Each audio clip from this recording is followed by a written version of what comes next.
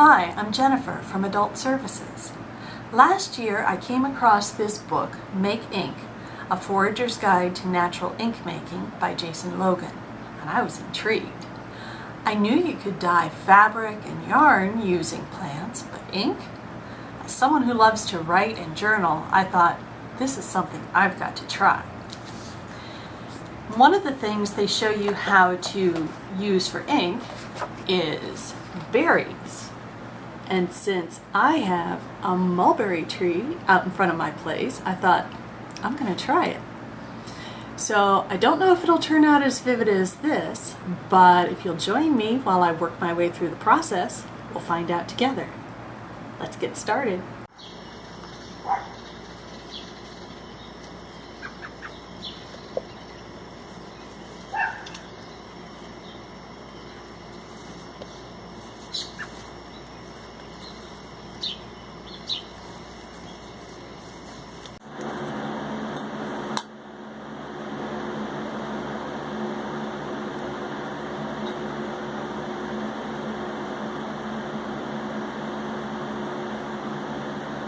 So the recipe for making the ink with berries is 2 cups of berries to about half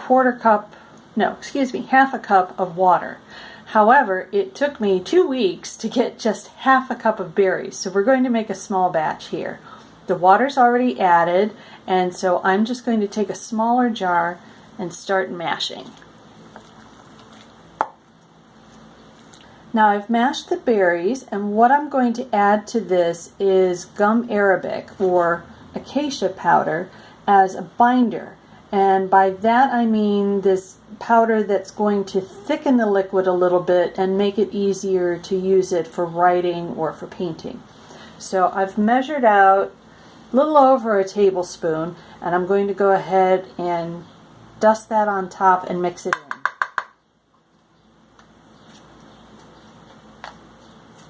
Now that I've mixed in the gum arabic, what I'm going to do is strain the berries out, strain out the solids.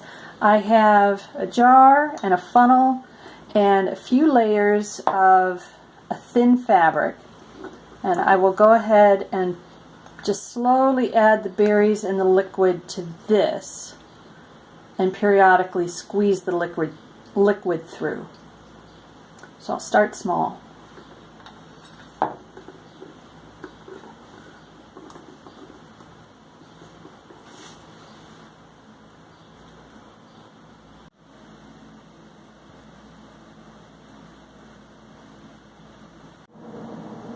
So this is what's left after straining the berries and filtering out the ink. I have a nice little glass inkwell that I want to put it into, so I'm actually going to strain this once more and get any other solids out.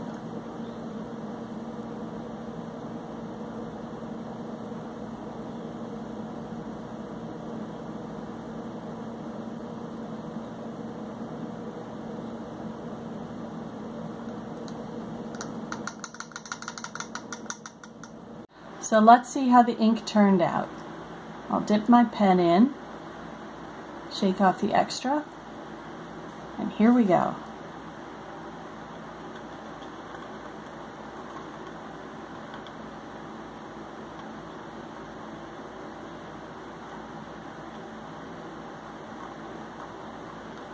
It's a little thinner than regular ink, but it's working, and as it dries, it's turning a little bit purple. So it's not perfect, but it's a good start.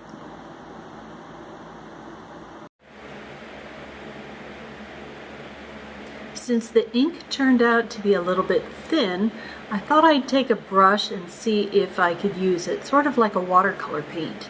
And it seems to work very nicely for that.